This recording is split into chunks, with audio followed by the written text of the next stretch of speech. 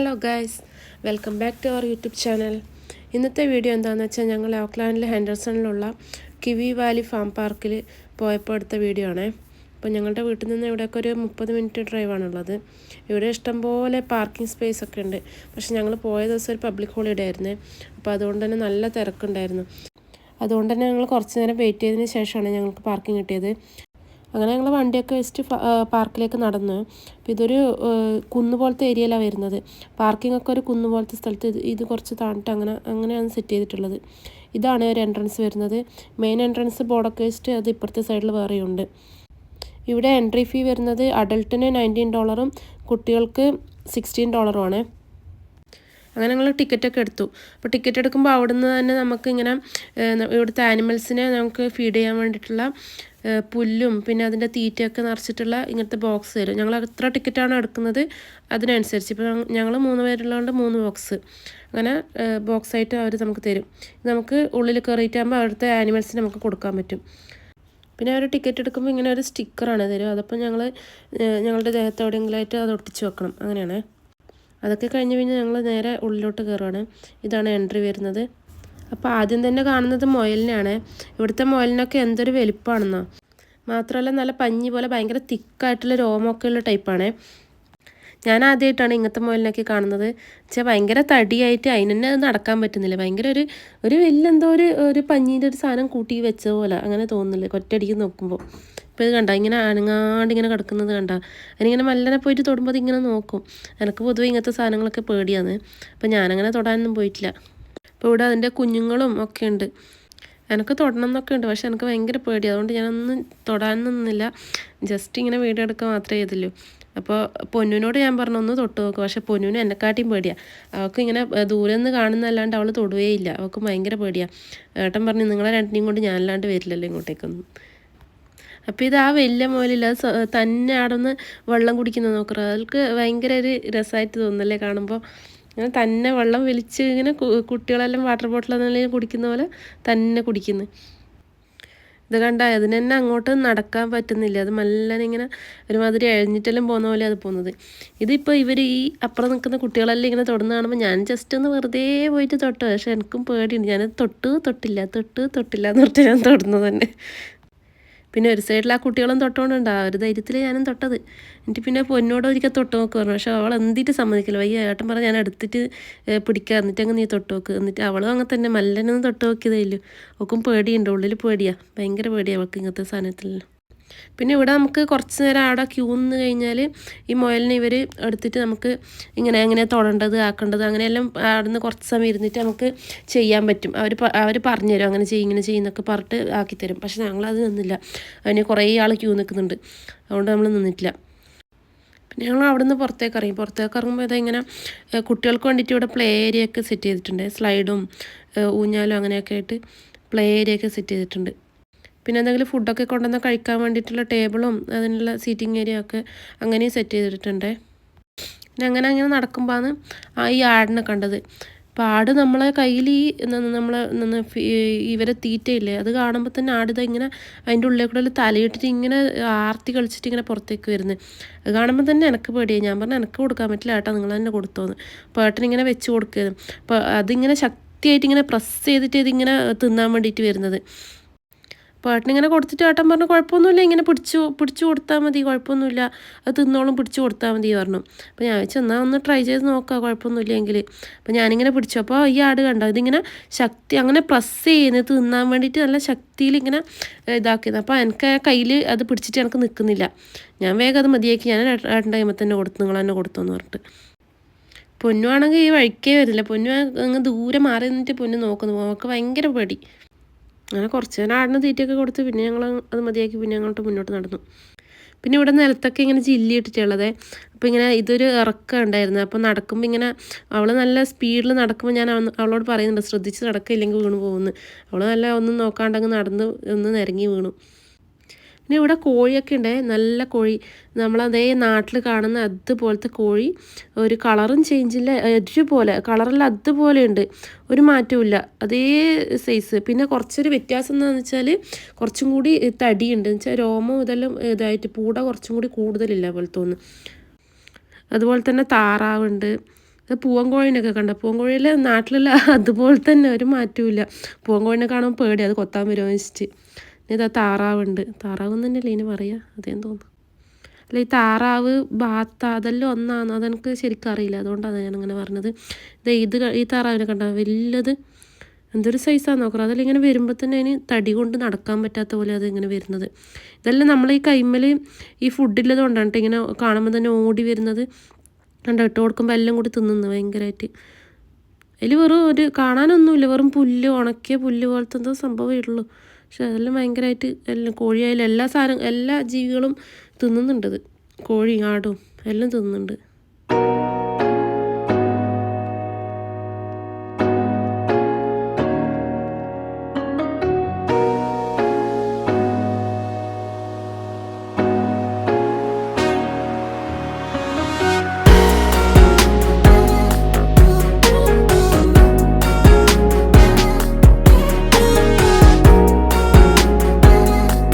പിന്നെ ഞങ്ങൾ കണ്ടത് ഈ അൽപ്പാക്കനായിരുന്നേ. അപ്പോൾ ഈ അൽപ്പാക്കനെ കാണുമ്പോൾ പൊന്നു ദൂരെ നിന്നിട്ടാണ് നോക്കുന്നത്. എന്താണെന്ന് വെച്ചാൽ ഞങ്ങൾ മുന്നേ യൂട്യൂബിൽ ഒരു വീഡിയോ ഉണ്ടായിരുന്നേ. എന്താ വെച്ചാൽ അൽപ്പാക്ക ഞങ്ങളുടെ മുഖത്തേക്ക് തുപ്പെന്ന് പറഞ്ഞിട്ട്. അപ്പോൾ അത് ശരിയാണോ തെറ്റാണോ എന്ന് അറിയില്ല. ഞാനും ഓളും കൂടി ഒരുമിച്ചാണ് ആ വീഡിയോ കണ്ടത്. അപ്പോൾ ഓള് ഏട്ടനോട് ഇങ്ങനെ പറയുന്നത്, അച്ഛാ അങ്ങോട്ട് പോകണ്ട, അത് മുഖത്തേക്ക് തുപ്പും, പോകണ്ടാന്ന്. അപ്പോൾ ഓക്കത് ഭയങ്കര പേടിയാണ്. ഇതാ അൽപ്പാക്കിയതാന്ന് പറയലും ഓക്കത് ഭയങ്കര പേടി. ഓള് പിന്നെ അടുക്കുന്നേ ഇല്ല അതിൻ്റെ അടുത്തേക്ക്. ഓള് പറഞ്ഞ് പോണ്ട അച്ഛാ, പോണ്ട, ഇങ്ങോട്ട് വാന്ന്. പക്ഷേ ഏട്ടന് അതിന് ഫുഡ് കൊടുത്തിട്ട് അതിനത് ഒരു മൈൻഡില്ല, അത് തിന്നിട്ടുമില്ല. അതിങ്ങനെ ജസ്റ്റ് നോക്കി നിൽക്കുന്നല്ലാണ്ട് അത് തിന്നില്ല.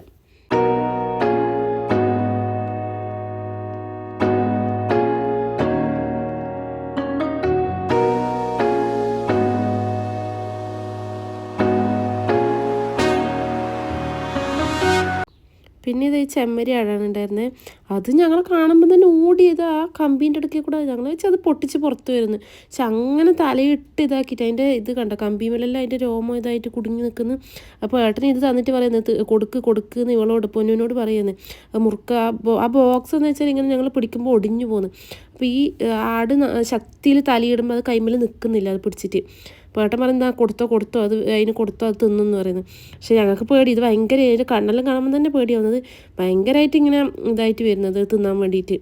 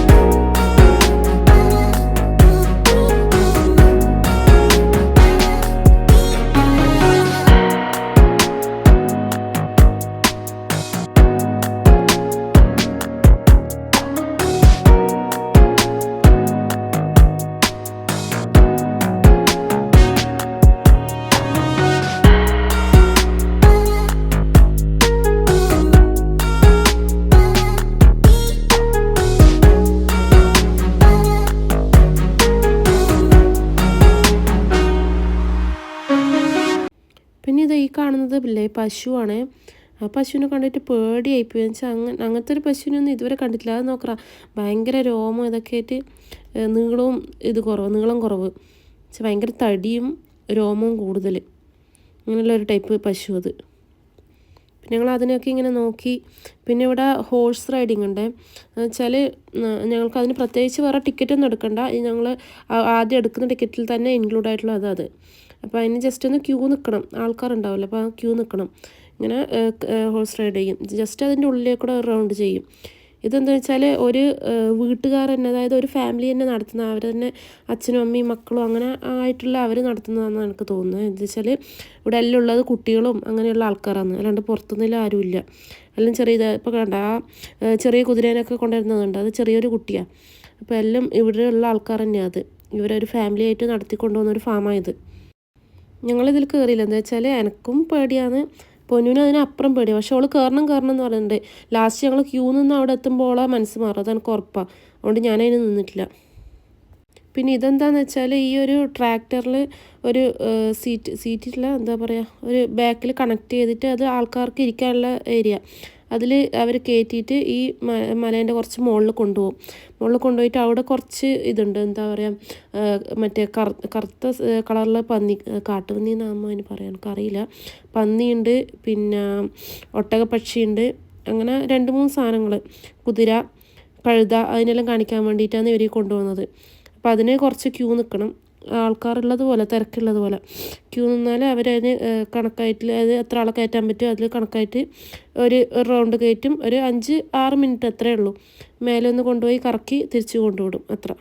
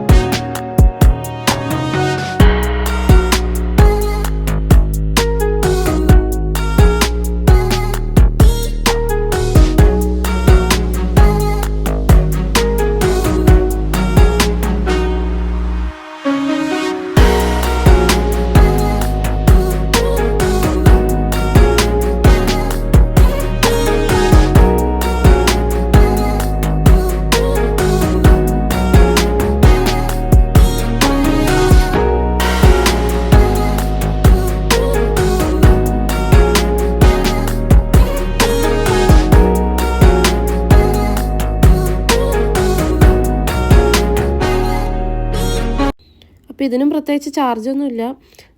നമ്മൾ ആദ്യം എടുക്കുന്ന ടിക്കറ്റിൽ തന്നെ ഇതൊക്കെ ഇൻക്ലൂഡായിട്ടാണ് വരുന്നത്. അപ്പോൾ ഇതൊക്കെയാണ് കിവി വാലി ഫാമിലെ വിശേഷങ്ങൾ. അപ്പോൾ ഇന്നത്തെ നമ്മുടെ കുഞ്ഞു വീഡിയോ ഇത്രയേ ഉള്ളൂ. നമ്മുടെ ചാനൽ ആദ്യമായിട്ട് കാണുന്നവരാണെങ്കിൽ ഒന്ന് സബ്സ്ക്രൈബ് ചെയ്ത് സപ്പോർട്ട് ചെയ്യണേ. വീഡിയോസൊക്കെ ഇഷ്ടപ്പെട്ടാൽ ലൈക്കും ഷെയറും കമൻറ്റും ചെയ്യണേ. ബൈ.